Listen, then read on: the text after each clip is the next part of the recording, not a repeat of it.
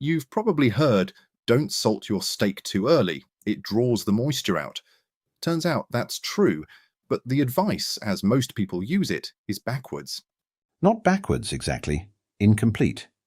Salt genuinely does draw moisture out of meat. Sprinkle it on, and within a few minutes you'll see beads of liquid on the surface. That part's real.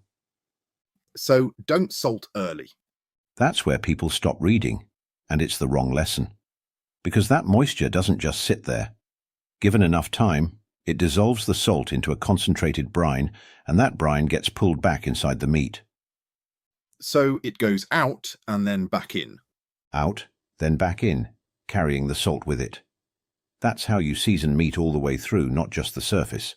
And because the liquid's been reabsorbed, the surface ends up drier than when you started. Drier surface means a better sear. So salting early is actually good.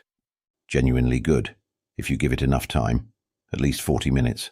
For a thick roast, hours, even overnight in the fridge uncovered. So where's the backwards part? Here's the trap. There's a window in between, roughly 5 to 40 minutes after salting, where the moisture's been pulled out, but hasn't had time to dissolve the salt and work its way back in yet. So the surface is just wet. Wet, and the salt's still mostly sitting on top rather than seasoning the meat. Worst of both options at once. A soggy surface that steams instead of sears, and seasoning that hasn't actually gone anywhere. And that's exactly where most home cooks land, without knowing it. Constantly.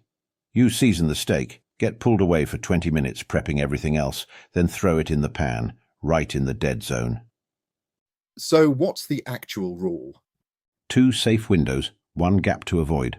Salt right before it hits the heat, within a few minutes before real moisture has moved, or salt well ahead. 40 minutes minimum, ideally hours. Anything in between, you're sabotaging your own crust. Last minute, or well ahead, never the bit in the middle. Pick a side of that window. Just don't get caught in it. Thank you, Doug. I was Zoltan. You can find Douglas Butchers in Newport Pagnell, United Kingdom.